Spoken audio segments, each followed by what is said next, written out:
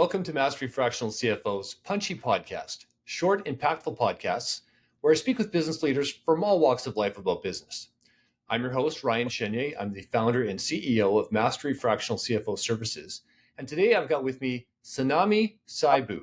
Senami is the CEO of Senami's Luxury Decor. Welcome to the show, Senami. Hello, hi Ryan. Thanks for having me. Good afternoon, and Good I'm happy to be afternoon. here. Good. Well, it's good to have you on the show. I wanted to start today by just asking you about you and your business. Tell us about who you are and what you do in your business. Sounds good. Just like you mentioned, my name is Senami. I am the CEO of Senami's Luxury Decor, and my business was founded 5 years ago, in 2020, after I was in the middle of the pandemic, like at the beginning of the pandemic, just like so many other businesses. It started from a passion of just creativity, just exploring creativity. I never had the idea of starting a business. It was just more so just exploring my creativity. And that's how my business bloomed, and that's how I started my business. And currently, my business offers luxury styling services for events, for residential and commercial spaces. And we're involved in transforming spaces to make them look better, looks more luxury, and a showstopper, essentially. So that's what my business is about. How did you get into this? Where were you before you began your own business? So I do have very interesting. So I have a background in science. I'm also a nutritionist, by the way. I went to school for 5 years. I studied nutrition. Also a practicing nutritionist. I went to school for 5 years, graduated in 2020. So at the start of my business, that was when I just finished school, and I was like, okay, so just waiting for the jobs, applying for jobs, waiting for job offers. And I was like, you know what? I think I like other things apart from nutrition, apart from school, and like apart from science. Like, because I guess being in school for 5 years straight, I never really had the time or the opportunity to explore other aspects of myself that were like buried, I would say. I never knew I was creative, like in that sense, because I spent a lot of time in school studying, and it was very intensive. So yeah, it started when I had when I finished school and I was waiting for job offers, and I had like a couple of months free time doing pretty much. I had a part-time job, maybe. Yeah, I had a part-time job, but I had a lot of free time. So that's how I explored my creativity, and I realized this part of myself that I didn't know existed for many years. Okay. And when you discovered it, you went into business. Did you start off full time right away, or what was the story as you began in the first year? So when I first started, I was just posting, like I was just posting online and just like having fun. Just like I would create like a piece from scratch, maybe like a wall design. I would create it from different materials, and I would just post it, and like people started responding like, "Oh, are you selling this? Like, do you have like, are you selling this? You should sell this." I'm like, "Oh, I should." Like, I didn't know it was supposed to be for sale. Like, I was just having fun. I started getting a lot of people like encouraging me, like, you should really explore this as a business. Like you're pretty good at this. So in 2021, then I was like, you know what? Okay. Then I registered the business officially, and I registered the business. I didn't start it full time. Like I started off, I would say part time or on the side. I still had my full-time job as a nutritionist, and I was just doing it on the side. And it really, I would say really transformed, because when I first started, I wanted to just do interior for residential and commercial. But over the years, I also found that I had a passion for styling events, so birthdays, graduations, galas, weddings, especially. So it kind of like over the past 5 years, like my interest and my specialty kind of formed, like it really like transformed over the years. Like I started to realize which niche I was really particular about, because it's a big industry. So and and as of today, I'm still not full time, but I am transitioning to full time really, really soon. I would say right now my niche is events and residential and commercial spaces. And yeah, that's the journey. That's what it's been so far. Okay, well, that sounds interesting. And you got to start somewhere. So that's a good place to start. Let me ask you, who do you help the most? I mean, you told me what your niche is, but maybe describe to me what your ideal client is like and how would they know that they should come to you? What event would or what situation would be the case for them to say, boy, I should look up Senami and talk to her. Maybe she can help me. Okay, I would say newly engaged couples are like my biggest clientele at the moment. So people looking to get married, plan a wedding, host a wedding, maybe a birthday, like a big birthday party as well. And those are my biggest clientele at the moment. And these people are looking to have a very luxury looking wedding. They're looking to have, the one of the most special day in their lives be memorable, and they're looking for someone to just bring their vision into reality, and that's where I come in. Okay. And so that would be more of like a retail style of customer. What would a commercial client look like? So a commercial, it really depends. So commercial could be office spaces. So people who just literally just want to transform their office space. Like essentially they just maybe just moved into a new office and they're like, I don't know, this office is boring, or I just need to switch it up. Like I need to do something interesting. That's where I would come in. So I would come in, help them, just give them ideas, give them like, so do design consultation for them, like, and also direct them to where they can get contractors to help with, if it's a renovation. That's if it's a renovation. But if it's just a simple design work, I would come in there and just take over. And yeah, same with residential. So if someone has a home, they're moving into a new home, they want to, or they have an existing home that they just want to renovate and upscale or just transform, make it look better, and that's where I would come in also. Okay. Essentially. That reminds me a lot of real estate agents will often ask if somebody's looking to sell their house, they'll often ask them to stage it. Is that something you do with, do you collaborate with real estate agents on staging homes that are trying to be sold, that kind of thing? So staging is a kind of different. So staging, it's kind of it's in the industry that I'm in, but that's not where my niche is at. So my niche is Okay. more focused on people that actually want to live in their home. So because for staging, people actually use they have inventory. So a lot of home stagers, they have a warehouse where they have different furnitures, like all of that. So I don't do that because it's quite it's not really the area that I want to focus on. My focus is on someone who wants to live in their home. They want to enjoy the look of their home. I would go and get the furnitures for them, furniture shopping. I would come into the house and style the house and give them and do a design consultation essentially, and actually go physically to the stores and shop for them and make sure that the pieces are set up in the home. So I'm more particular about people want to live in the home, not for up. I mean, they could sell the home in a few years after me looking, if it's looking really nice. So essentially, so most people that want to sell their homes that stage, it's mostly because the house is not looking the best. Like it's not like a showstopper home. But technically, yeah, like if you own a home that because I've been to a lot of open houses. If you own a home where your furniture is like 10 out of 10, like everything is like 10 out of 10, like you hired someone to decorate and style your home when you first bought it. You don't need a stager when you want to sell because it's already looking fantastic. So yeah, so my work kind of translates in the long run, but not particularly as a home stager, if that makes sense. Sure. Yeah, that makes sense. Absolutely. And I think it's good to know what you do as well as what you don't do. It's good to have that kind of clarity Yes, there. yes, That's great. yes, definitely. Let me ask you a little bit about your dream for your business. So you're not yet full time, but you do want to go full time into this business. It sounds like. Is Yes, that right? yes, Yeah. Okay. definitely. So tell me what your dream for your business would be in maybe 2 to 3 years. Where would you like to be in 2 to 3 years? Describe to me what your dream is for your business. Okay, oof, where do I start? Okay, I would say to be able to design events, like even out of my where I'm staying. So like I would love to travel to other cities, other countries to design events for clients who are not living the same space I am, clients who have a budget of like 100K and above. And that's my dream because when budget is unlimited, there's so much more that I can do. The creativity is there's so just so many creative fluids that I can work with. There's so many things that I can do when the client has like unlimited budget or when they have a really large budget. So I would love to explore the options of bringing crazy ideas that I have in my mind that I have envisioned, but sometimes I feel like clients' budget is like is a barrier.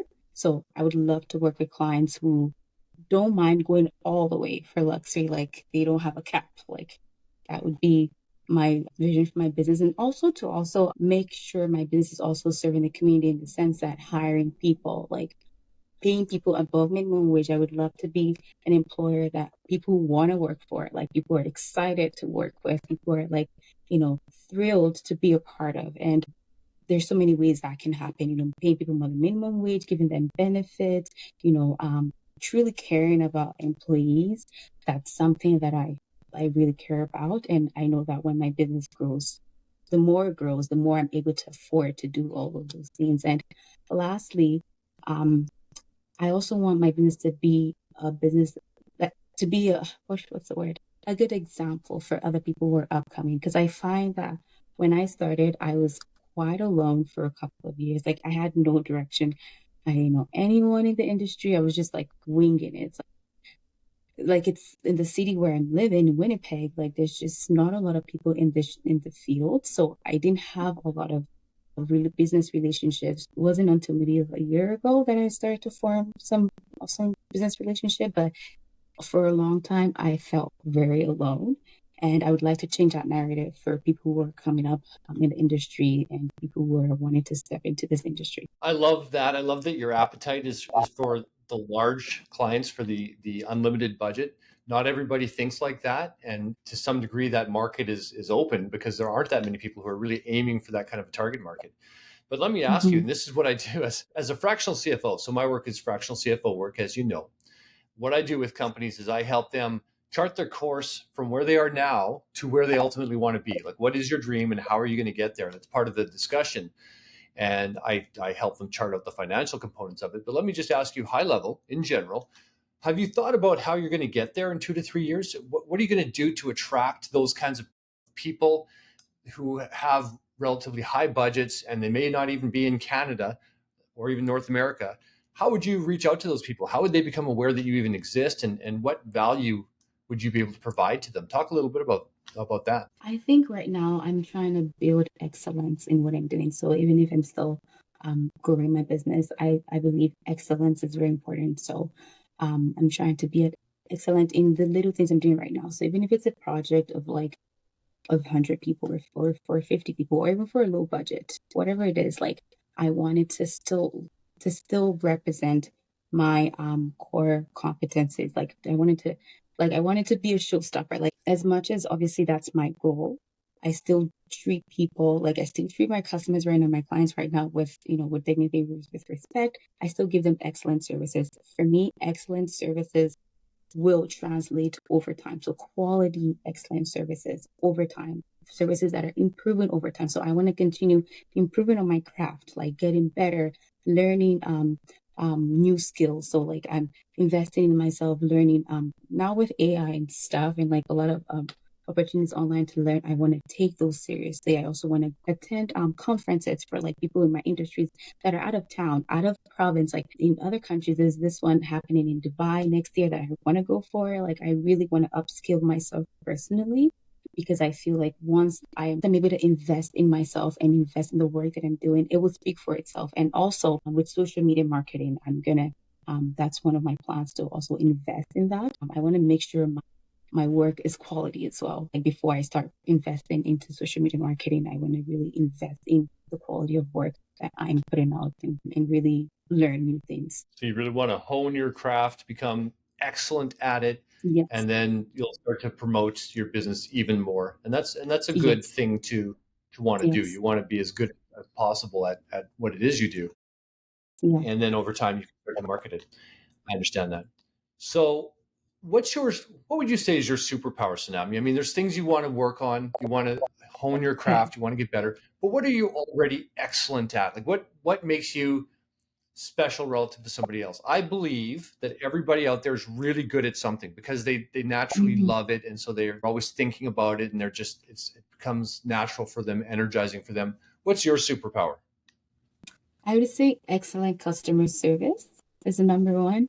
I actually truly care about the people that I'm serving. So, like I mentioned, even if it's a client of a lesser budget or a mid-range budget, like I truly care about them. I truly want them to get their money's worth. I don't want to rip them off. Like I don't want them to pay for something that they're not going to get. Like I want to be honest with them when something is not going to go right, or if I have to deal with vendors. Like I really, I truly prioritize integrity. So even because a lot of times, even though I'm working with my clients, I still have to collaborate with other people, like other stakeholders, other vendors, other companies. So I'm kind of like my client's representative to an extent when I'm presenting, like when I'm working with them, when I'm working on a project, I have to deal with other companies, and I strive to make sure that I'm in my client's best interest, even when there's conflict of interest sometimes, because sometimes there are times where it won't benefit me. So, and I would have to even drop out of that project because let's say a different company is maybe offering a better price or whatever it might be. Like there's different scenarios,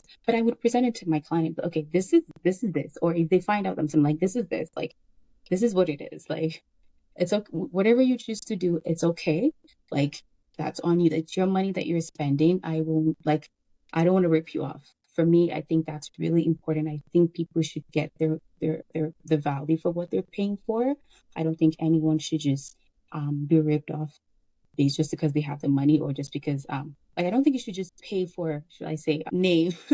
You should pay for value. Like whatever you're paying for should be valuable, where even people can walk in and be like, oh, this is really good. So not just the client, like people around them can actually see what it is. So that being said, I go extra mile for my clients. Like one thing that my clients really comment on is like my warm attitude towards them, like my reviews online. Like anyone can check out my reviews on Google page. That's something that I've seen over the reviews that people leave on my website and stuff like that. Like it's just my attitude towards them, like my customer service, and that's what keeps clients coming back or even referring me to other company. Like if you do a good work and excellent work for a client, but they really hate your attitude, they're never gonna like they'll pay for the job and get it done with because maybe it's too late, but they're never gonna recommend you to someone else.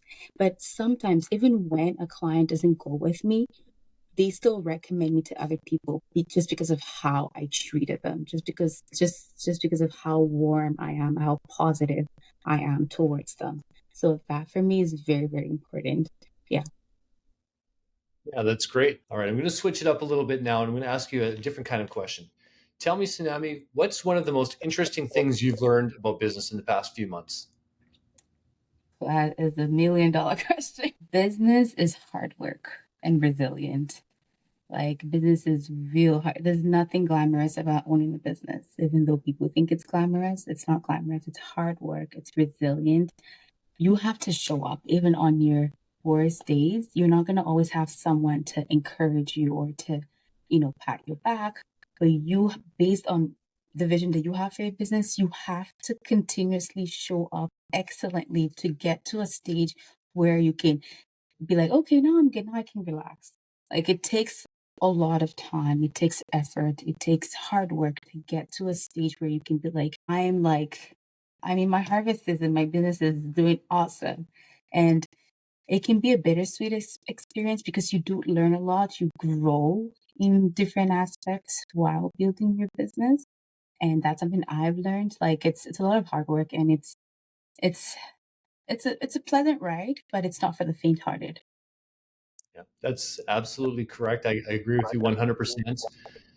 The way I see it is that business is hard, but hard isn't bad. And when I say that, I mean, if you're training for something like if you want to win an Olympic gold medal, you have to work hard. Then that whole process can be a good experience. It can be a fantastic life experience. Anything that you do that's worthwhile takes effort. And if you're enjoying it, if you're trying to, get the most out of it and it's energizing you, that's not a bad thing. Like, so hard doesn't equal bad. Another way to put it is to choose your hard. You can work hard at owning your own business, and there are a lot of benefits that come from that. So there's trade-offs. Or you can work a job for somebody else, and that's not the wrong thing to do, but there's different Hmm. trade-offs. So and both are hard in their own way. So I think Yeah, that's a good life lesson. Thanks for bringing that one up. So definitely. so Sanami, as a fractional CFO, I often get asked different questions by business owners because finances aren't 100% clear to many business owners. What's a question you have for me as a fractional CFO that I might be able to answer for you to help you with your business or guide you into the future? What do you think is the top three um ways to really upskill in your business? Like if you want to like really um get to the level of like, net worth of like $1 million, that kind of level. Like what are the three most important things for business owners that wants to get to that stage, that want to get to the stage that's like above average, like way above average. So what would you say? I would say that it depends on the business in general, but I can say that usually one of the keys is you need to build a team.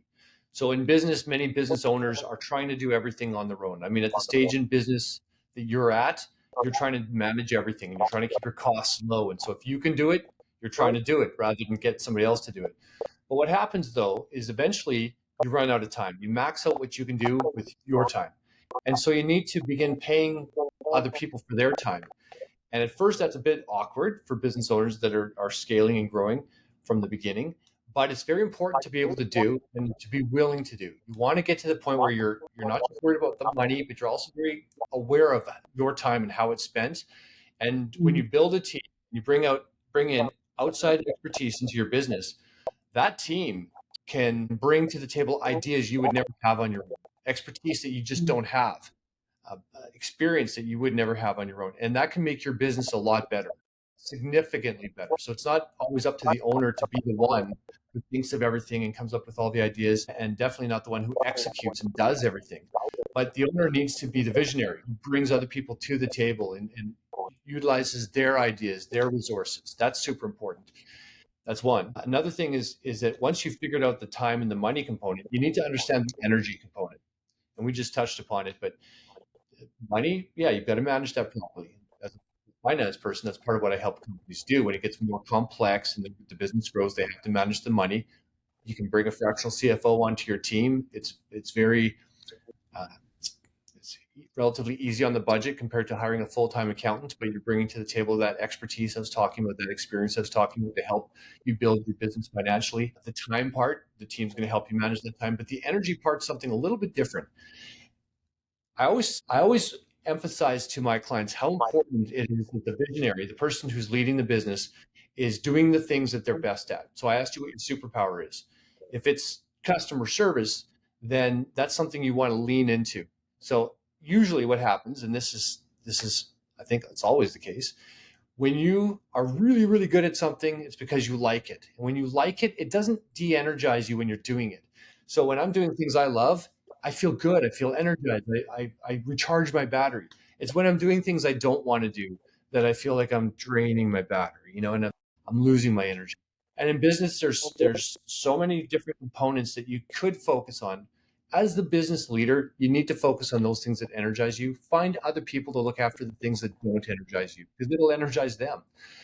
And then if you're looking after those three things, so money, time, and energy, that's what'll help you get your business to the place where your net worth is $1 million and beyond, far beyond, because those are the keys. Those are the primary drivers of business success.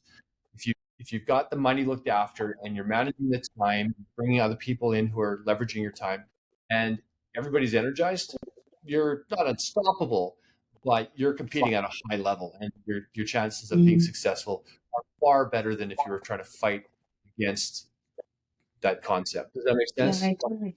Oh yeah, I totally agree. Like something you mentioned about bringing people on the team. Like, I've heard this statement where, as a leader, if you can't replicate yourself, you're not really successful yet. You have to be able to replicate yourself when you're not there, where people can actually do the work that Yeah, you can do and still do it as well or even more excellently. That's when you're like the OG. yeah. But I yes, see it. I definitely I agree. I see it all the time with the clients that my company and I work with. As they grow and they scale and they become bigger and bigger, you just see that multiplied more and more. The the time and the energy.